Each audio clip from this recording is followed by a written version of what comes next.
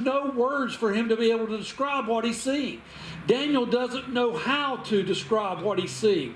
He talks about these horns, and in these references in ancient literature, the horns refer to power and authority and rule and dominion. So what he's seeing here is this beast is so powerful it has 10 horns. But 3 of those are plucked out. And he talks about the teeth of iron. Iron was the hardest known substance in that time. So it means what this beast is exceedingly powerful.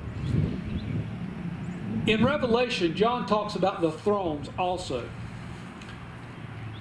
And at this point, Daniel's seeing thrones coming down and the Ancient of Days sitting, but he has not yet seen what John sees.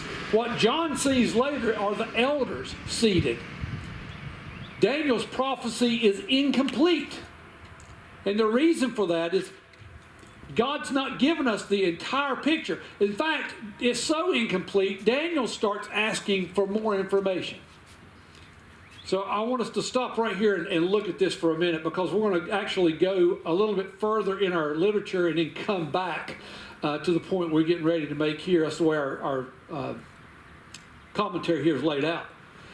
But Daniel's bothered by this. It says he was grieved in his spirit and in his body, and he lacks understanding. Now this is Daniel. Y'all remember Daniel, right? He's the one that God's given the interpretation of the dream of Nebuchadnezzar, and the interpretation of the dreams, 2 dreams of Nebuchadnezzar, is given him wisdom beyond the wisdom of man. And Daniel says, I have no wisdom, it's all God.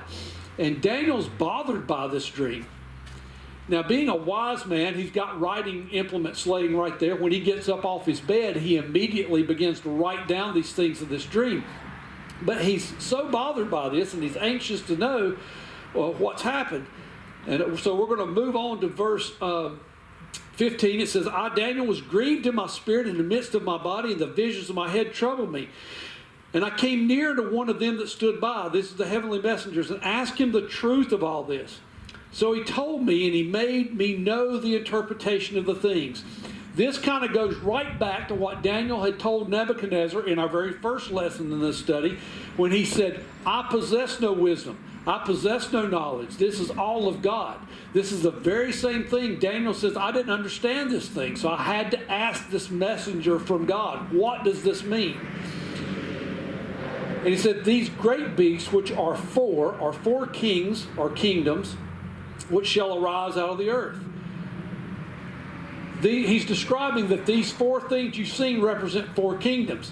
Now, there's still, to this day, a lot of discussion about what who these 4 kingdoms represent. But most biblical scholars believe that 4th kingdom represented the Roman kingdom, because they were so powerful. They stretched the entire concept of stretching across all the earth. It was one of those things that there's still a lot of discussion about. But if you look at that kingdom, like we said before, it's not a one ruler. It's a period of time. And he talks about these 10 kings, and then there comes this 11th one that he's talking about. And he said, thus he said, the 4th beast shall be the 4th kingdom upon the earth, which shall be diverse from all kingdoms. In other words, different from all the others, and shall devour the whole earth, and shall tread it down and break it in pieces. And the 10 horns out of this kingdom are 10 kings that shall arise. And another shall arise after them, and he shall be diverse from the first, and shall subdue the 3 kings. And he shall speak great words against the Most High, and shall wear out the saints of the Most High, and think to change times and laws, and they shall be given unto his hand until the time and times and the dividing of time. But the judgment shall sit, and they shall take away his dominion, to consume and destroy unto the end. And the kingdom and dominion and the greatness of the kingdom unto the whole earth shall be given to the people of the saints of the Most High, whose kingdom is an everlasting kingdom, and all dominions shall serve and obey him. Now there's a lot in there. But I'm having to condense a lot of this teaching because we don't have a lot of time. But what he's saying here is there's going to come a kingdom, a rule of a period of time. And there are going to be multiple kings within this rule of period of time, but there's going to come one that will follow. And that's the one that's important. Most biblical scholars agree that this one that follows, this 11th, is the Antichrist. Because there's a period of 3.5 years that's going to be handed over to him where he's going to subdue and rule over the saints. There's going to be a period of time there where he talks about wearing out the saints. Now this phrase of wearing out is like clothes rubbing against each other and having friction and wearing together and literally wearing out. And that's what this reference is made to. Now this changing of laws, this king will force his way on every area of life. Look at what we're going through. Look what we have to go through right now to be able to gather to worship. Right. There's changing of laws taking place. This is just a minuscule representation of what's going to happen in the future, when we're going to have laws being changed that will forbid us from gathering together. Right. We're not in defiance of the law as it stands right now, but there'll come a time where they'll defy us from even gathering in the manner we are right now. Yep. Because we're representing and worshiping the Most High God of heaven. And when it comes to that point, that's the wearing out of saints, the persecution that will fall.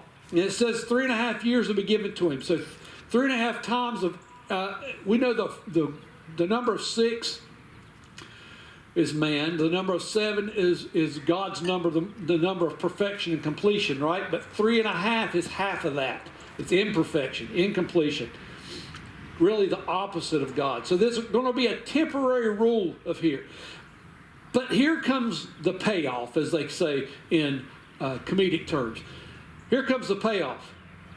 But he says, but the saints of the Most High shall take the kingdom and possess the kingdom forever.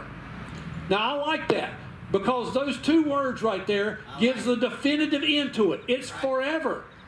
There is no end. Every one of these other kingdoms had a period of time. Remember we said that God had weighed Belshazzar in the scales and found him wanting and had numbered his days and put an end to it. There's not ever going to be an end to the next kingdom. Hallelujah. As a matter of fact, can I go ahead and tell you now that kingdom is already in place? Yep. Because on that day when our Savior walked out of that tomb, He's claimed it. It's His forever. It will never diminish. Yeah, there's things that have to happen between that time and His ultimate reign, His next return, but it's already His. It's already been finished. It's already done. But that's something that we can rejoice in. And Daniel goes on in verse 28, and he says, hitherto is the end of the matter. As for me, Daniel, my cognitions much troubled me, and my countenance changed to me, but I kept the matter in my heart. This bothered Daniel so bad because he didn't understand it. See, Daniel didn't have the perspective of the future. He didn't see everything that God was going to do through His Son. He's seen some things, but he didn't see the whole picture. We had the benefit of knowing what Jesus Christ has already done. So we can rejoice today. Daniel was troubled, but we can rejoice. Now there's a couple of major ways that this has always been interpreted. One is many people thought that this vision actually had to do with a 2nd century BC ruler named Antiochus IV, who in many ways fulfilled Daniel's vision. He came in and changed laws. He spoke arrogantly against God. He tried to get people to worship Zeus. He tried to do everything, including banning the Sabbath. He killed as many as 80,000 Jews. So yeah, he did a lot of those things, but his period of time lasted in a different